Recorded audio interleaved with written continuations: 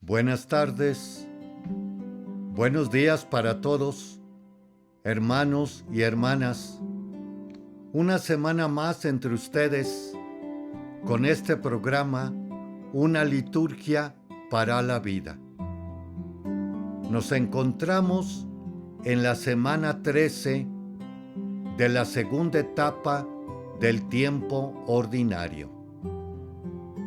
Una de las claves bastante buenas que debemos de tener presente para adentrarnos en el discipulado y en el seguimiento de Cristo viene siendo ir viendo Jerusalén. No hay que verla solamente como un lugar geográfico, como también clásicamente un centro de poder religioso sobre todo, pero sin negar también lo económico como también lo político. Y es que en Jerusalén se va a realizar el culmen del Señor con su salvación para todo el mundo, puesto que ahí va a ser la muerte y resurrección, pero también la ascensión y Pentecostés. De ahí va a irradiar la salvación para todo el mundo. Tras estos hechos mencionados, ¿qué? Hay que tener en cuenta aquello que nos comentaba Juan Evangelista a finales de la Pascua, en la cincuentena pascual, que nos decía: el ángel me llevó a una montaña alta, en donde pude admirar a la Jerusalén, tan brillante como un diamante, y su luz que tenía ya no era necesario ni el sol ni la luna. Y también no había ya ahí templo, y estaba amurallada con 12 puertas, 3 a cada lado de los puntos cardinales, dándonos a entender pues lo que ya he comentado anteriormente. Ahora, vámonos al discipulado. Vámonos al sígueme. El discipulado o el discípulo lo vemos claramente en la primera lectura, cuando el profeta Elías, después de haber hecho aquel milagro donde bajó fuego para aquella ofrenda que previamente los profetas o sacerdotes, mejor dicho, de Baal, su dios falso, no pudo consumir la ofrenda, y que el Dios, nuestro Padre, a la súplica y oración de Elías, se consume la ofrenda que previamente le habían echado bastantes baldazos de agua para precisamente dar a entender el Dios verdadero. Y ahora lo vemos que transmite esta tarea a Eliseo, el discípulo, que lo va a tomar por un tiempo para acompañarle, para darle a entender ese misterio del Dios verdadero. Igualmente, lo podemos nosotros hacer un paralelismo con el Evangelio. Jesús va camino a Jerusalén, decidido, y envía a 2 de sus discípulos a prepararle alojamiento en Samaria. Y no es recibido. Y no es recibido, y es por eso que se va a otro lugar. Y aquí un buen elemento de que Lucas tiene 10 capítulos del Señor Jesús en Jerusalén. Por otro lado también, ese camino a Jerusalén, y en Jerusalén va a ser otro discipulado final de Jesús a sus apóstoles. Aquí vemos, pues, que la fe también se madura. La fe tiene que tener un crecimiento, tiene que tener un ser adulto y no ser un adolescente. Que en otro momento también va a decir Pablo, cuando das también su predicación a algunas comunidades, les di de comer leche, porque todavía no pueden ustedes asimilar algo fuerte como nosotros de pequeños. Vamos a hacer un pequeño espacio y regresamos. Continuamos con este siguiente segmento de una liturgia para la vida. Estábamos viendo el seguimiento y el discipulado. Sígueme sale 90 veces en los evangelios.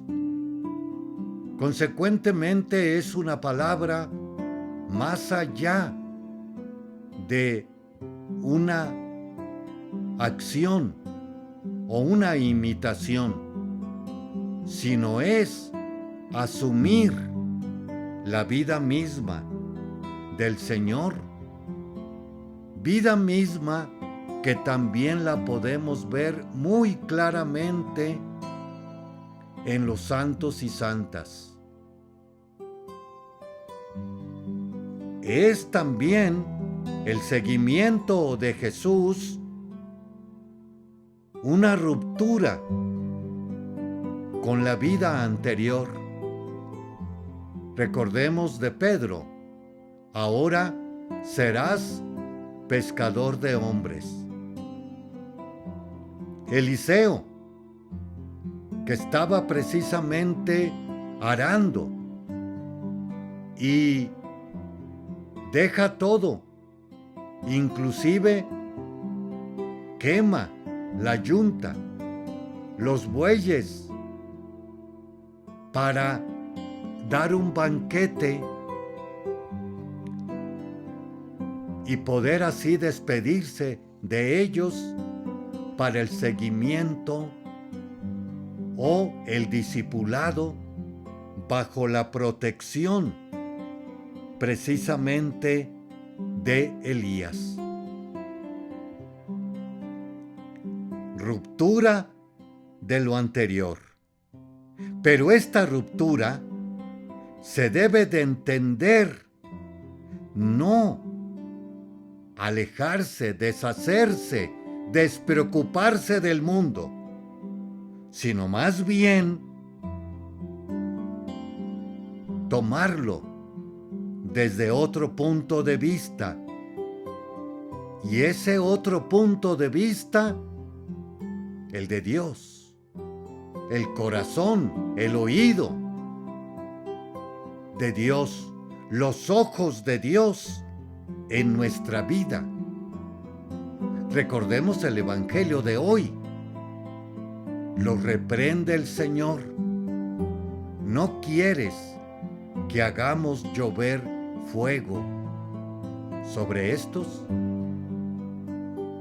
Lo reprende y se va a otra aldea a predicar. También el discipulado, en ese crecimiento y definición, va a tener que librar obstáculos,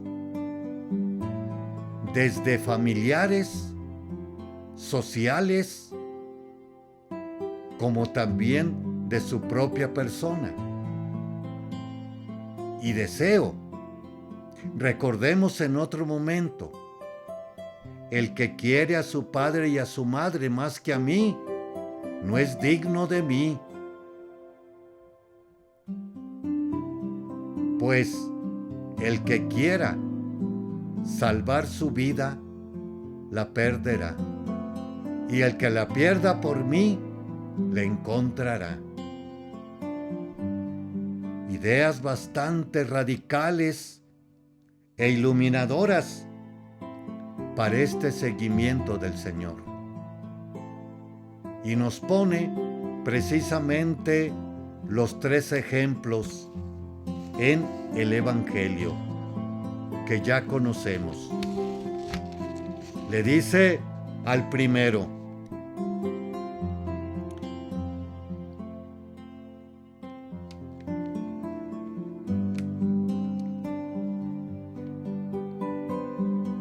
te seguiré a donde quieras que vayas. Pero Jesús le responde: las zorras tienen madrigueras y los pájaros nidos, pero el Hijo del Hombre no tiene dónde reclinar su cabeza. Y aquí hay una cosa bastante curiosa que a veces nosotros no captamos bien, que el Señor Jesús, como varios profetas y también los apóstoles y primeros predicadores de nuestra fe, fueron itinerantes. Y en esa acción de itinerantes, precisamente se entiende esto: la zorra tiene madriguera y los pájaros nidos, pero el Hijo del Hombre no tiene dónde reclinar su cabeza. Otro le dijo: sígueme. Pero él le respondió: Señor, déjame ir primero a enterrar a mi padre. Aquí también pudiera parecer que está Jesús con el 4.º mandamiento: quiere a tu padre y a tu madre. Pero ante todo, aquí lo que quiere darnos a entender, la priorización de la predicación, o en pocas palabras, del reino, que es lo que nos dice al final. Y el tercer ejemplo, también: déjame despedirme de mi familia. Jesús le contestó: el que empuña el arado y mira hacia atrás no sirve para el reino de Dios. Cuando ya se ha tomado una decisión firme. Se debe de ser perseverante, como también ser definitiva. No andar, pues, con medias tintas o mediocridad. O también, como a veces se dice, ponerle una vela a Dios y otra al maligno. Vamos a hacer otro espacio y regresamos. Le esperamos. Continuamos en este siguiente segmento, una liturgia para la vida. Ahora vamos a tomar los santos y santas de esta semana. Uno de ellos primero viene siendo los mártires de la primera persecución en la Iglesia de Roma, hacia los años 64. Celebración que la vamos a tener precisamente el día de 30, que viene siendo previamente la celebración de San Pedro y San Pablo, que fueron uno de los primeros mártires, y después le siguieron, como vamos a ver, un sinnúmero hasta nuestros días, recordando que nuestra Iglesia cristiana y católica tiene 2022 años de vida, de fe, y en ellos encontramos no solamente a los santos y santas, sino también confesores, mártires y doctores de la Iglesia. ¿Qué nos dice este libro del Diccionario de los Santos del Verbo Divino? La Iglesia Madre de Roma no ha olvidado a sus primeros mártires. Su memoria se ha recordado siempre en la sede del Circo de Nerón del Vaticano. Recuerda el famoso incendio de la ciudad el 16 de julio del año 64, tras el cual fueron arrojados a las fieras y quemados vivos gran número de cristianos. El hecho quedó narrado para la historia por Tácito en sus anales, el quinto en el número 44. El martirologio de San Jerónimo conmemora este hecho el 29 de junio, después de anunciar el martirio de los apóstoles Pedro y Pablo. Recuerda a un gran número de mártires, unos 979 en total. Hasta 1969, su culto se extendió a toda la Iglesia. Solo eran venerados en la comunidad romana. Los primeros mártires romanos murieron por ser cristianos, odiosos a la masa de la población.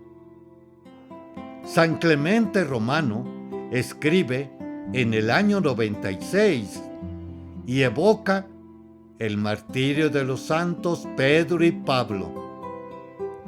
De la gran multitud de elegidos que, habiendo sufrido muchos suplicios y tormentos, también por emulación, se han convertido para nosotros en un magnífico ejemplo.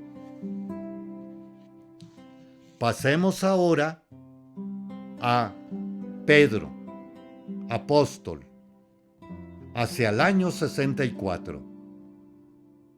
Cabeza de los apóstoles. Se encuentra tanto en los evangelios como en los hechos. Era natural de Betsaida, junto al lago de Galilea, hermano de Andrés. Su nombre de Pedro se lo impuso el mismo Jesús, quien, fijando su mirada, le dijo: Tú eres Simón, hijo de Juan. Te llamarás Cefas, que quiere decir Pedro. Casado y de profesión pescador, quizás patrón de una pequeña cooperativa de pescadores en que los trabajaban los hijos del Zebedeo, Santiago y Juan. En la transfiguración, en la resurrección de la hija de Jairo, aparece también, como en la agonía del huerto, el puesto privilegiado de Pedro en la nueva comunidad apostólica. Tú eres Pedro, y sobre esta piedra edificaré mi iglesia. Después de la resurrección, Pedro recibe la visita del Señor y le da la misión de apacentar el rebaño. Su presencia y predicación en Roma están explícitamente afirmadas por Clemente, Ignacio de Antioquía e Irineo de León. Estos mismos testigos afirman que aquí sufrió el martirio durante el reinado de Nerón y fue crucificado con la cabeza hacia abajo. Hacia el año 64, ejecutado en la colina del Vaticano, donde se construyó una basílica constantiniana y posteriormente la actual Basílica de San Pedro. Vamos ahora a Pablo apóstol, conocido por Saulo. Nació en Tarso, de familia hebrea, en la primera década del siglo I. Ciudadano romano por su nacimiento en una ciudad libre, educado por el sabio Rabino Gamaliel, de doctrina farisea, encarnizado enemigo de la naciente iglesia, donde se le implica en la muerte del protomártir Esteban. Su vida en el camino a Damasco tiene bruscamente un cambio con el Señor resucitado. En el año 36, desde ese momento, se dedica toda su vida al servicio de Cristo, que le había alcanzado. Desde pertenecer 3 años en el desierto de Arabia, vuelve a Damasco, sube a Jerusalén para retirarse a Siria de Sicilia, comenzando la predicación en Antioquía para emprender su primer viaje apostólico en el 45, anunciando el Evangelio, Chipre, Panfilia, Pisidia, donde cambia su nombre al nombre de Saulo. Haremos otro pequeño espacio y regresamos. Continuamos en este siguiente segmento. También nos pueden seguir en YouTube con Una Liturgia para la Vida. Les agradecería darle un me gusta para poder llegar de nuevo este programa, continuarlo semana con semana. Estamos viendo al apóstol Pablo. El año 49 participa en el Concilio Apostólico de Jerusalén. Es reconocida su misión como apóstol de los paganos. En el año 58 es detenido en Jerusalén y mantenido en prisión en Cesarea de Palestina hasta el año 60. Festo lo envía con escolta a Roma. En el año 61 o 63 queda libre de su proceso. Es probable que en esta situación se dirigiera a España, según su deseo, y otras regiones de Oriente. El último cautiverio en Roma termina con el martirio en el año 67.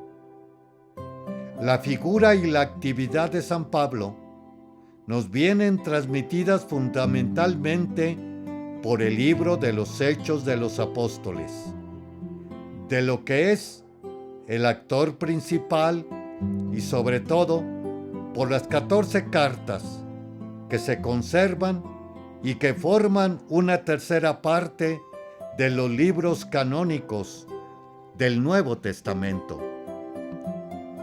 Pablo es ante todo un predicador del querigma apostólico. Proclamación del Cristo crucificado y resucitado, según las Escrituras. Su evangelio no es cosa suya. Es el evangelio de la fe común y católica.